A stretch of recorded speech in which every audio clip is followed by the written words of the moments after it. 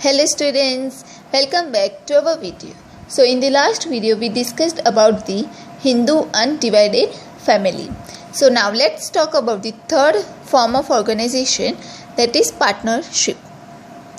So as the scope of business and commerce is expanding, the limitations of sole proprietorship becomes clear.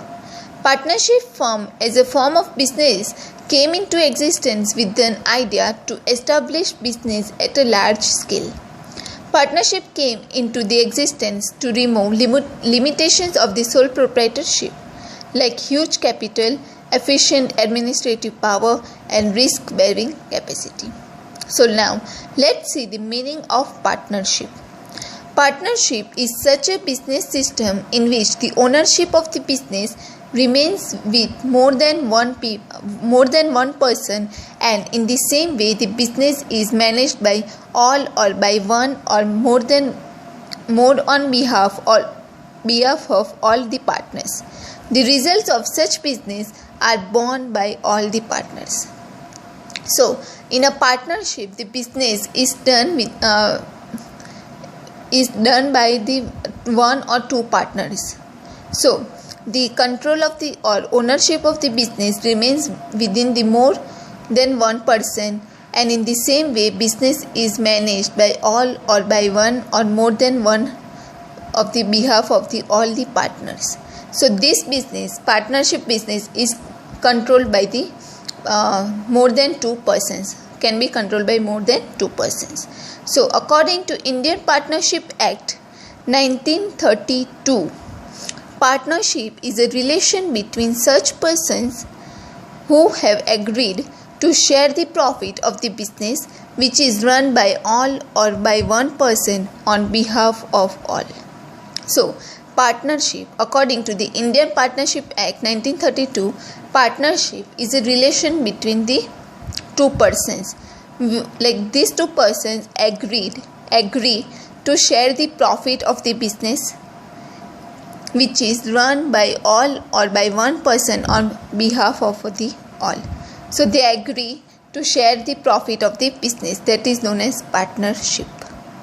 Now let's look at the characteristics of partnership. First one is relation by agreement. Partnership comes into existence by an agreement. So partnership comes into existence only if more than two persons agrees to share the profit of the business. So partnership come into existence by an agreement. This agreement can be written or oral. Partnership also comes into existence by understanding created by the actions of the partner. It is preferable to have a written agreement. So it is like to start the partnership firm, it is preferred to have a written agreement between the two persons to share the profit of the business. It can be oral, but it is preferred to have a written agreement. So if two persons agrees to share the profit of the business, then the partnership firm comes into existence. So the partnership comes only in existence by an agreement between the two persons. Second is establishment procedure. Establishment procedure of a partnership firm is a very simple. One does not have to pass through the complex and long procedures of the law. So starting partnership firm is very simple because like the partners does not have to pass through the very complex and long procedures by the law. So and third one is registration. It is not compulsory to register a partnership firm. It is not compulsory to register a partnership firm, but registration can be done by the registrar of firms to whom the partnership deed is submitted for the registration.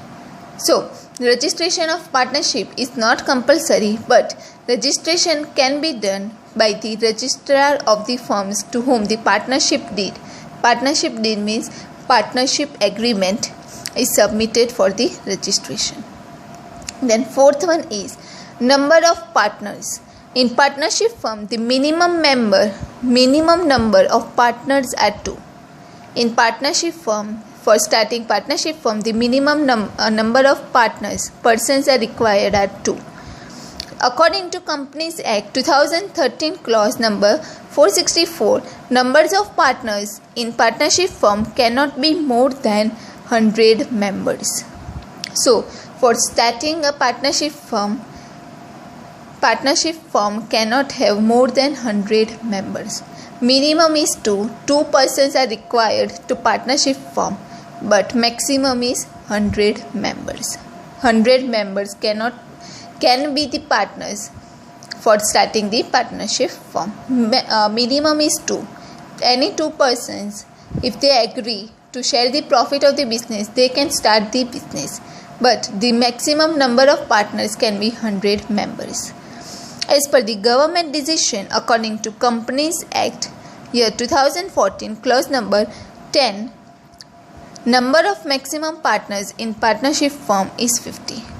So, according to the Companies Act 2013, the maximum number was 100 members for partnership firm. But now in 2014, government took a decision according to the Companies Act in 2014, they reduced the number to 50. So the maximum partners in partnership firm is 50. From 100 they reduced to 50. So minimum partners are required are 2 and maximum are 50. Now fifth one is purpose. The main purpose of a partnership firm is to carry out lawful business activities to earn profits. So the main objective of partnership firm is to carry out the lawful business activities to earn the profit.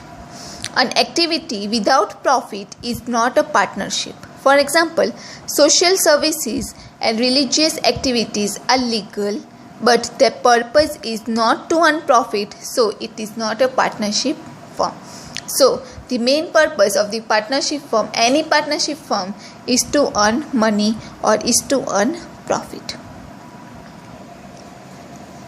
Then, next one is capital. Generally, all the partners bring capital, but still it is not necessary for all the partners to bring capital.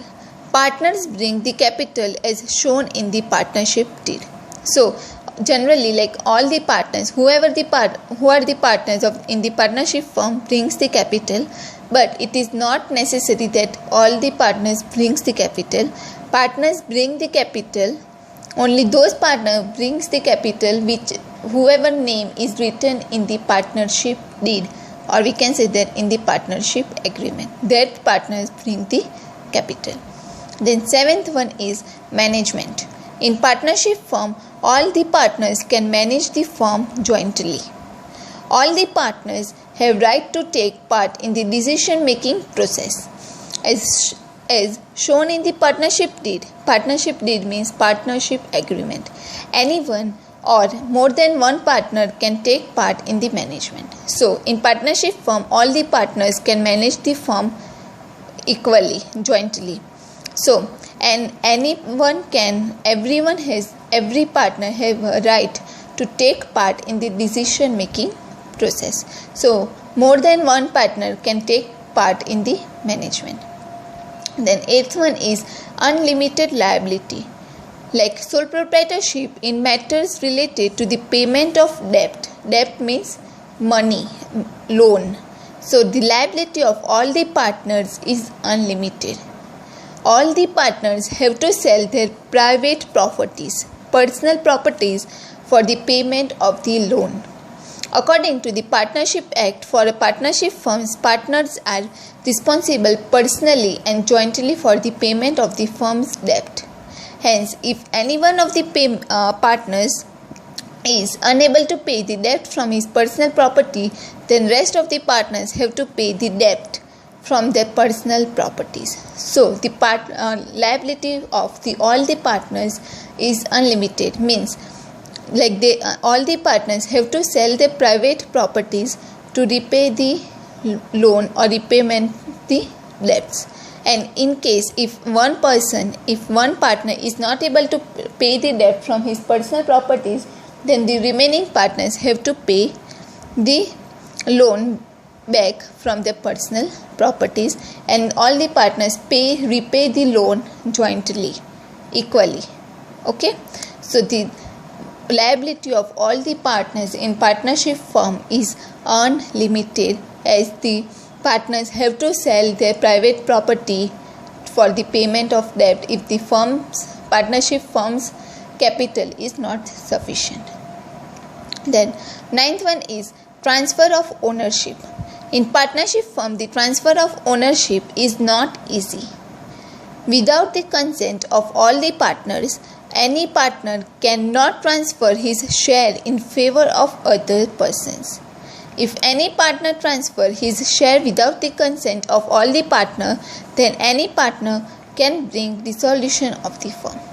So, in partnership firm, transfer of ownership is not easy without the permission, without the consent of all the partners.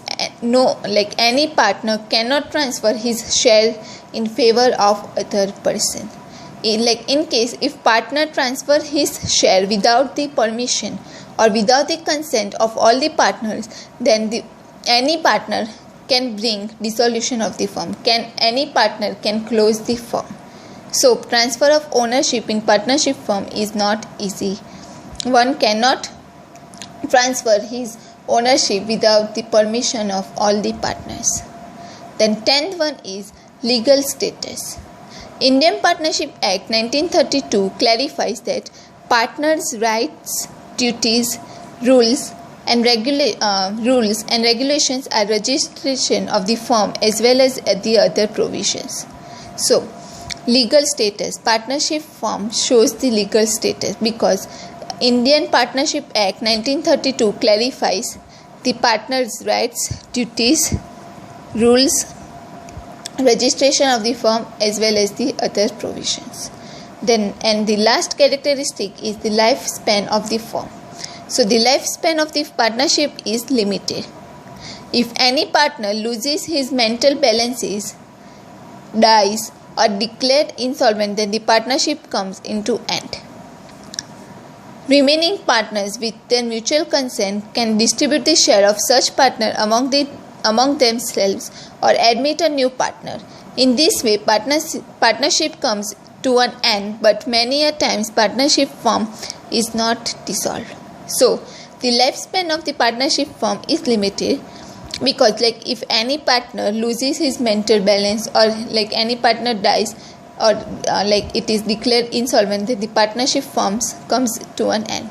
But the remaining partners can with their mutual agreement, can distribute their share among themselves, and like that they can continue the partnership firm. Or other option is they can admit the new partner. So sometimes partnership comes to an end, but sometimes partnership firm is never dissolved, is never closed. So these were the following characteristics of partnership. Next is advantages and disadvantages of partnership firm.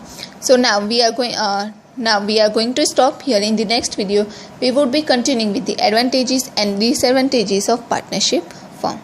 So if you have any questions or any doubts, please feel free to comment below the video. Thank you.